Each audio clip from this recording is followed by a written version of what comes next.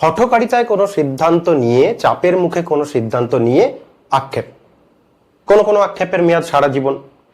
এই ট্র্যাপ থেকে বেরোবো কি করে? মহাভারতে দেখুন, ব্যাসদেব গণেশজিকে বললেন যে আপনি আমার হয়ে মহাভারতটা লিখুন, আমি বলবো। গণেশজি বললেন হ্যাঁ ঠিক আছে, বাট আমার শর্ত হলো আমি থামবো না, বন্দে ভারতে স্পিডে এগিয়ে যাব। এই মুহূর্তে যদি আমরা থাকতাম ব্যাসদেবের জায়গায়, আমরা মাথা গরম করতাম, আরে কি বলেন, এইভাবে লেখা যায়? আমি যদি বলেই যাবো তো ভাববো কখন? কোনোদিন কিছু লিখেছেন? বোঝেন লেখার কত চাপ? এরকম ঝগড়া করতাম। এতে কিছু লাভ হতো? হতো না। ব্যাসদেব কি করলেন? হি এক্সিকিউটেড প্ল্যান বি। সেটা কি?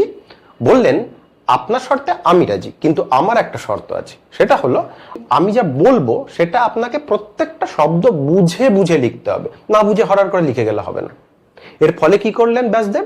একটা বাফার টাইম ক্রিয়েট করলেন, স্ট্র্যাটেজিক্যালি, ঝগড়া করে নয়। আজকের উদাহরণ দিয়ে বুঝি।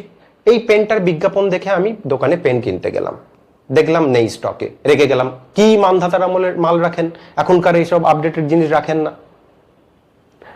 সমস্যাটা কোথায়? সমস্যা দুটো জায়গায়। এক, আমরা ফোকাস করি যে কি চাই, পেনটা চাই। কেন চাই এইটা আসল জিনিস। কেন চাই? কারণ এটা যে পারপাস সলভ করবে, খুব স্মুথ লেখে, এটা আমার ভালো লাগে, এটা আমার দরকার, এটা ফিচার।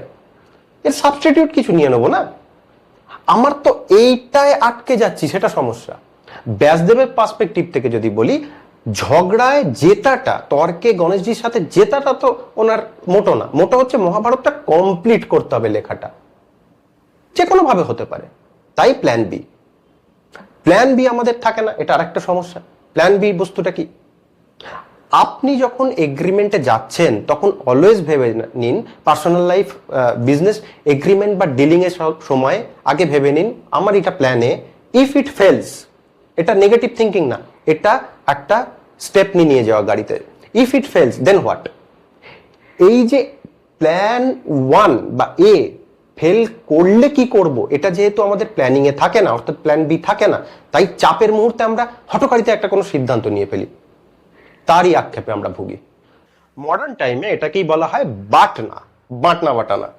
বাটনা হচ্ছে best alternative to a negotiated agreement, অর্থাৎ একটা নেগোসিয়েশনের মাধ্যমে যে এগ্রিমেন্টে যাচ্ছি তার একটা বেস্ট অল্টারনেটিভ বা plan B we must have.